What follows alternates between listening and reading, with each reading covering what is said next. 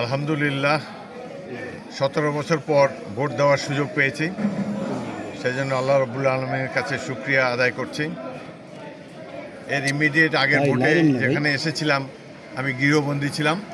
Police বাহিনী আমাকে বাড়ির মধ্যে আটকে রেখেছে, ঘর থেকেই বেরোতে পারিনি 16 দিন। নির্বাচনের দিন নিজের ভোটও দিতে পারিনি। তো 16 বছর পর ভোট দেওয়ার যে একটা অভিজ্ঞতা, এটা খুবই আনন্দদায়ক আমার জন্যে। আরও দেশ গণতন্ত্রের পথে দৃঢ়ভাবে এগিয়ে যাবে, এটাই কামনা করি। এখন পর্যন্ত কোনো অবাঞ্ছিত ঘটনার খবর এখনও আসেনি, তবে কিছু কিছু কেন্দ্রে জামাতে ইসলামের সমর্থক বা তাদের কর্মকর্তারা প্রচুর টাকা নিয়ে প্রবেশ করেছে। দু একজনকে পুলিশকে অবহিত করা হয়েছে। বদরপুরে একটি কেন্দ্রে 2 লক্ষ টাকা নিয়ে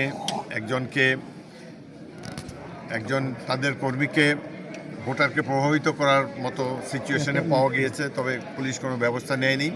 যাই হোক, আমরা চাই শান্তিপূর্ণভাবে নির্বাচনটি শেষ হোক।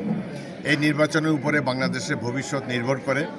আমরা কি গণতান্ত্রিক রাষ্ট্র হিসাবে টিকে থাকব, নাকি কেবলমাত্র পরাশক্তির ক্রীড়নক হিসাবে টিকে থাকব, সেটি ভোটাররা নির্ধারণ করবে। বাংলাদেশের জনগণের উপরে আমার পুরোই আস্থা রয়েছে। এখন ঘরেই হবে বিয়ে বাড়ির পোলাও, যদি থাকে আকিজ এসেনশিয়াল সুগন্ধি চিনি গুঁড়া চাল। এবং সারা দেশে এখন পর্যন্ত শান্তিপূর্ণভাবেই নির্বাচন অনুষ্ঠিত হতে যাচ্ছে। শান্তিপূর্ণ নির্বাচন হওয়ার প্রধান কারণ হলো নির্বাচনে সাধারণত যারা গণ্ডগোল করে, সহিংসতা করে, তারা এখন প্রতিবেশী দেশে পালিয়ে আছে।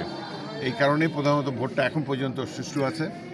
তবে আশা করব এই নির্বাচনের ফলে আমাদের দেশবাসী গণতন্ত্রের পথে শক্তভাবে এগিয়ে যাবে, আমাদের অর্থনীতি আরও সমৃদ্ধ হবে এবং দেশের জনগণ তাদের সকল নাগরিক অধিকার ভোগ করতে পারবেন।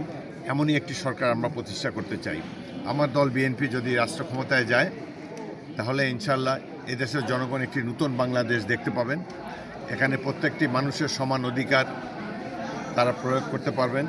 বিশেষ করে অর্থনৈতিক ক্ষেত্রে আমরা অনেক উন্নয়ন দেখতে পাব। সাধারণ মানুষের যে চাহিদা রয়েছে, সেগুলো পূরণের জন্য আমরা 31 দফা কর্মসূচি দিয়েছি। আমরা আশা করব যদি বিএনপি সরকার গঠন করে, তাহলে আমরা সেই আমাদের নির্বাচনী ইশতেহার অনুসারে এবং 31 দফা কর্মসূচি অনুসারে শহীদ রাষ্ট্রপতি জিয়াউর রহমানের প্রদর্শিত বাংলাদেশি জাতীয়তাবাদকে অনুসরণ করে আমরা বাংলাদেশকে একটি উন্নত রাষ্ট্রে পরিণত করব।